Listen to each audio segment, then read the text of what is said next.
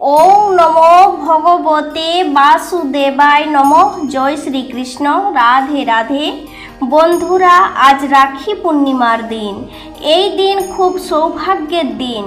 বন্ধুরা, আজকের দিনে প্রতিটি বোন বা দিদি তার ভাই বা দাদাকে রাখি বাঁধে।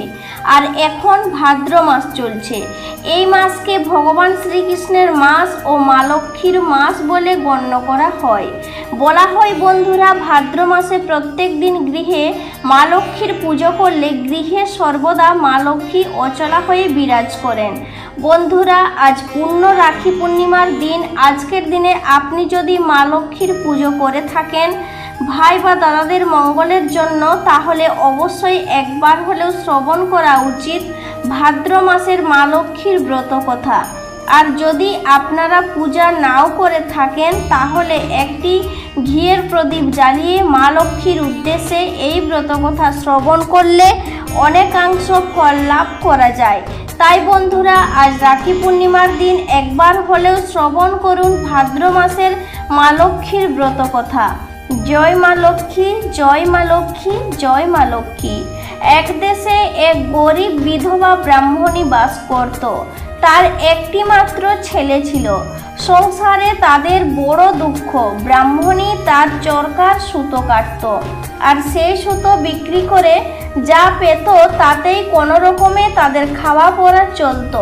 তাদের কুঁড়ে ঘরের সামনে পুকুর পাড়ে এক বড় অশ্বত্থ গাছ ছিল। ব্রাহ্মণের ছেলেটি খাওয়া দাওয়ার পর রোজ সেই গাছের তলায় বসে খেলতো। একদিন ছেলেটি দেখলো যে একজন ক্ষীরওয়ালা ক্ষীর বিক্রি করতে আসছে। ক্ষীর দেখে ছেলেটির ক্ষীর খাবার খুব ইচ্ছে হলো, কিন্তু ক্ষীর কিনবার পয়সা কোথায়? সে তখন ক্ষীরওয়ালাকে দাঁড়াতে বলে তার মার কাছে ছুটে গিয়ে ক্ষীর কিনবার জন্য পয়সা চাইল। মা অত পয়সা পাবে কোথায়? তবু অনেক খোঁজে সুতো কাটার ঝুপড়ির ভিতরে 4 কোড়া কড়ি পেল। মা তাই ছেলেটিকে দিল। ছেলেটি তখন আবার দৌড়ে ক্ষীরওয়ালার কাছে গিয়ে সেই 4 কোড়া কড়ি দিয়ে তাকে ক্ষীর দিতে বলল। ক্ষীরওয়ালার ছেলেটিকে দেখে কেমন যেন দয়া হলো। সে কিছু না বলে এক ভাঁড় ক্ষীর তাকে দিয়ে চলে গেল। ছেলেটি ক্ষীর খাওয়ার জন্য অশ্বত্থ গাছের তলায় গিয়ে বসল। সেই অশ্বত্থ গাছের ওপর এক পেঁচাপেঁচির বাস ছিল। তারা তাদের 2টি ছানাকে বাসায় রেখে চড়তে বেরিয়েছিল। এদিকে তাদের ছানারা দুটো খিদের জ্বালায় চেঁচাচ্ছিল। ছেলেটি ক্ষীর মুখে তুলতে গিয়ে তাদের কান্না শুনতে পেয়ে ভাবল, ছানা দুটোর নিশ্চয় খিদে পেয়েছে। এই কথা মনে হতে সে গাছে উঠে ছানা দুটোকে পেড়ে এনে বেশ খানিকটা ক্ষীর তাদেরকে খাইয়ে দিয়ে আবার তাদের বাসায় তুলে দিয়ে এলো। সন্ধ্যের সময় পেঁচাপেঁচি তাদের বাসায় ফিরে এসে দেখলো যে ছানাগা বেশ চুপচাপ রয়েছে। পেঁচি তখন বলল, কি রে, তোরা চুপ করে রয়েছিস যে, তোদের খিদে পায়নি? তখন তারা তাদের মাকে বলল যে ওই গরিবী ব্রাহ্মণীর ছেলে আজ আমাদের খুব ক্ষীর খাইয়েছে, তাই আজ আমাদের খিদে নেই। ছানারা আরও বলল, মা, ওই ছেলেটিকে খুব গরিব, সে অনেক কষ্টে ক্ষীর পেয়েছিল, তবুও তাই থেকে সে আমাদের খাইয়েছে, ওদের উপকার তোমাকে করতেই হবে। পেঁচি বলল, বেশ, ওদের যাতে আর কোনো দুঃখ না থাকে তার ব্যবস্থা আমি নিশ্চয় করব। এবার যখন ছেলেটি খেলতে আসবে তখন তোরা তাকে বলবি ভোরে এখানে আসতে, তাহলেই হবে। পরের দিন ছেলেটি যখন আবার বিকেলে খেলতে এলো, তখন পেঁচাপেঁচির ছানা দুটো তাকে ভোরে আসতে বলে দিল। পেঁচাপেঁচি ছানাদের কথা মতো পরের দিন ছেলেটি ঠিক ভোরে এসে উপস্থিত হলো। ছেলেটিকে দেখে পেঁচাপেঁচিরা ডেকে বলল, দেখো বাছা, তুমি আমাদের ছানাদের খাইয়ে আমাদের খুব উপকার করেছো, তাই আমরাও তোমার উপকার করতে চাই। তোমাকে আজ আমরা এক জায়গায় নিয়ে যাব, সেখানে অনেক ধনরত্ন দেখতে পাবে, আর সেই ধনরত্ন তারা তোমাকে দিতেও চাইবে, কিন্তু তুমি বলো যে ধনরত্ন আমার কিছুই চাই না, আমি তিল ধুপড়ি চাই। এখন আমরা তোমাকে পিঠের উপর বসে চোখ বুজে থাকো এবং ছেলেটি তখন পেঁচির পিঠের উপর বসে চোখ বুজে রইল। পেঁচি তখন তাকে নিয়ে উড়তে উড়তে স্বর্গে লক্ষ্মীনারায়ণের কাছে গিয়ে হাজির হলো। পেঁচি এইবার তাকে চোখ খুলতে বলল।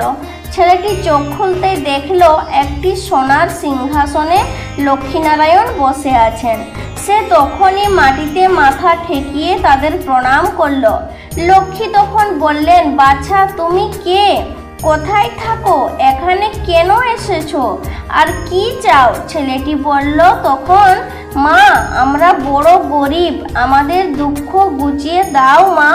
লক্ষ্মী তখন তাকে স্বর্গে ধন ভাণ্ডারে নিয়ে গেলেন আর তার যা যা ইচ্ছা তা তিনি নিতে বললেন।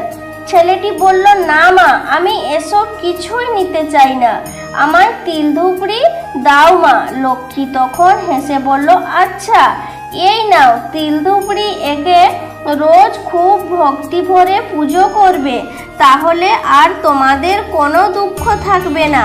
ছেলেটি আবার লক্ষ্মীনারায়ণকে প্রণাম করে পেঁচির পিঠে চড়ে চোখ বুজে বসে রইল।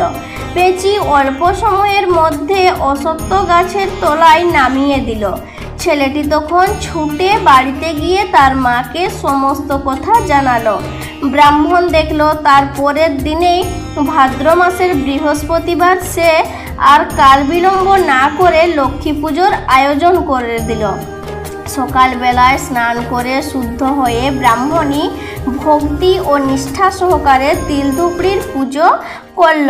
এরপরেই তাদের উপর মা লক্ষ্মীর দয়া হলো। তাদের কুঁড়ে ঘরের জায়গায় সুন্দর কোঠা দালান হলো। জমি জমা পুকুর, মাছ, ধন রত্ন, দাস দাসীতে ভরে গেল তাদের বাড়ি। তাদের আর কোনো দুঃখ রইল না। এদের এইরকম অবস্থায় বদলে যাবার খবর পেয়ে দেশের রাজা ভাবলেন, তারা কি করে এত ধন ঐশ্বর্য পেলেন? নিশ্চয় কোথাও ডাকাতি করে এইসব করেছে। রাজা তখন তাদের বাড়িতে লোক পাঠিয়ে তাদের সমস্ত জিনিসপত্র লুটপাট করে নিয়ে গেলেন। সেই সঙ্গে তিল ধুপড়িও রাজার বাড়িতে চলে গেল। কিন্তু সেটা রাজার বাড়িতে রইল না, সেটা আবার ফিরে গেল মা লক্ষ্মীর কাছে, কারণ লক্ষ্মী সেটা রাজাকে দেননি। এদিকে তিল ধুপড়ি চলে যাবার ফলে ব্রাহ্মণীর আবার আগেকার মতো অবস্থা আরম্ভ হলো, তার চরকার সুতো কাটার। ছেলেটি কিন্তু আবার রোজ গিয়ে অশ্বত্থ গাছের তলায় বসে কান্নাকাটি করতে লাগলো। তখন পেঁচির আবারও দয়া হলো। পেঁচি আবার ছেলেটিকে পিঠে করে মা লক্ষ্মীর কাছে নিয়ে গেল। মা লক্ষ্মী ছেলেটিকে বললেন, আমি আগেই সব জেনেছি, এই নাও তিল ধুপড়ি, আবার তোমাকে দিলাম, এবার খুব সাবধানে রেখে এর পুজো করো, এইবার হারালে আর পাবে না। ছেলেটি মা লক্ষ্মীকে প্রণাম করে তিল ধুপড়ি নিয়ে পেঁচির পিঠে চড়ে ফিরে এলো। তারপর ব্রাহ্মণী খুব ভক্তি ও যত্ন করে তিল ধুপড়ির পুজো করল। তাদের আগেকার মতো ঐশ্বর্য আবার ফিরে এলো। রাজা এবার তাদের ঐশ্বর্য হয়েছে দেখে খুব আশ্চর্য হলেন। তিনি তার আর দেরি না করে ব্রাহ্মণীর ছেলেটির সঙ্গে তার মেয়ের বিয়ে দিয়ে দিলেন। ব্রাহ্মণীর তখন আর আনন্দ ধরে না। এইভাবে বেশ কিছুদিন কেটে যাবার পর স্বর্গ থেকে ব্রাহ্মণীর ডাক এলো। ব্রাহ্মণী তখন ছেলে বউকে কাছে ডেকে বলল, বৌমা আমি এবার চলে যাচ্ছি, শুনে রাখো ভাদ্র, কার্তিক, পৌষ আর চৈত্র মাসে খুব ভক্তি সহকারে মা লক্ষ্মীর পুজো করবে। ছড়া, ঝাঁট, গঙ্গা জল আর ধূপ ধুনো দিতে কোনোদিনও ভুলবে না, তাহলে এই বংশে কখনো কোনো দুঃখ কষ্ট থাকবে না। এই বলে ব্রাহ্মণী স্বর্গে চলে গেল। তারপর থেকে ব্রাহ্মণীর ছেলে বউ ব্রাহ্মণীর কথা মতো প্রত্যেক ভাদ্র, কার্তিক ও পৌষ এবং চৈত্র মাসের বৃহস্পতিবার দিন মা লক্ষ্মীর পুজো করতে লাগলো। তারা লক্ষ্মীর মাহাত্ম্য কথা চারিদিকে প্রচার করে দিল। এইভাবে বৃহস্পতিবার দিন মা লক্ষ্মীর পূজার প্রচার হলো। বন্ধুরা, এই ভাদ্র, কার্তিক, পৌষ এবং চৈত্র মাসের প্রত্যেক বৃহস্পতিবার দিন মা লক্ষ্মীর নিষ্ঠা ও ভক্তি সহকারে পুজো করা যায়, তাহলে মা লক্ষ্মী চিরদিন সংসারে বাধা থাকেন, সেই সংসারে আর কোনো প্রকার অভাব থাকে না। মা লক্ষ্মীর কৃপায় তাদের সমস্ত দুঃখ দুর্দশা দূর হয় আশা করি দর্শক বন্ধুরা এই ব্রত কথাটি শ্রবণ করে আপনাদের ভালো লেগেছে। যদি ভালো লাগে তাহলে অনুগ্রহ করে লাইক করবেন, পারলে শেয়ার করবেন এবং এই চ্যানেলে নিত্য নতুন ভিডিওর আপডেট পেতে চ্যানেলটিকে সাবস্ক্রাইব করে পাশে থাকবেন।